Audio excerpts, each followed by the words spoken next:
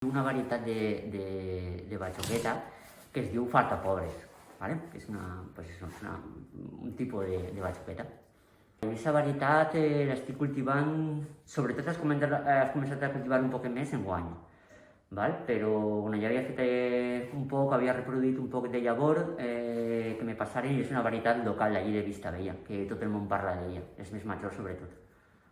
Pues en principi li va bé perquè me vaig començar a fer el cultiu de batxoques i de fesols.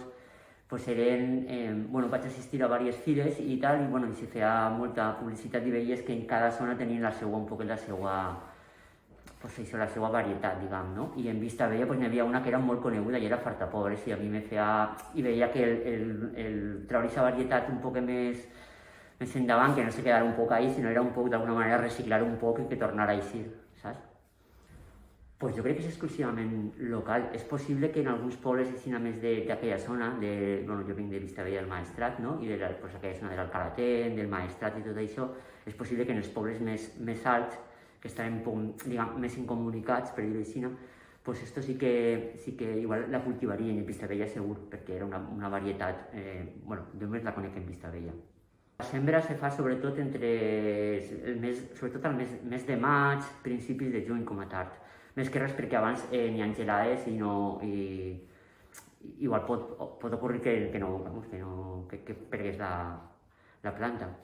I això, en aquesta època, finals de primavera. Es cull a la tardor, al principi de la tardor, l'he collit. I a vegades que ahir es cull, el gra en sec. El que passa és que és una batxoqueta i que se menja més com a batxoqueta que com a fesol. Una particularitat que té és que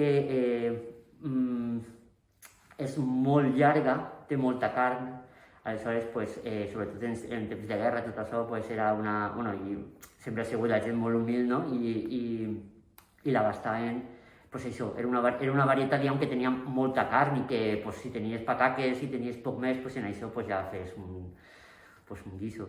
Ara mateixa, crec, jo te diria que això no se podria comprar. A no ser que jo la venguera, ara mateixa, no sé si ara mateixa n'hi ha algun productor. Ara mateixa jo crec que l'únic que conec que fa això soc jo. Tinc en compte també que Vistabella, per exemple, és un poble que l'edat, de l'edat mitjana està sobre els 60 i pico anys, són gent molt major. Aleshores, tu a qualsevol que jo ara la planta i els majors me miren i diuen això jo ho menjava, tal, i no sé què, en guerra i tal, i la gent d'allí sí que l'aprecia molt. Sí que la té molt apreciada, jo crec que li venen molts records per això. Igual per els joves no tant, no, per els joves jo crec que no, però per els majors sí. Els guisos, sobretot perquè també la secaven. La podien secar i entonces la guardaven i durant l'hivern tu podies menjar l'això i anar tirant d'ahí. La gent d'allí, el que m'ha contat és que el que feien era, la deixaven a secar, se podia quedar seca. Entonces la passaven així en un filet i la deixaven penjades a les pallisses o allí en casa, tal. I res, i això després el tiraven a la olla, això se rehidratava i tenies, almenys en hivern, podies menjar una batxoqueta que de normal te la menjaries allí, en estiu, perquè allí a l'hivern és impossible plantar de res.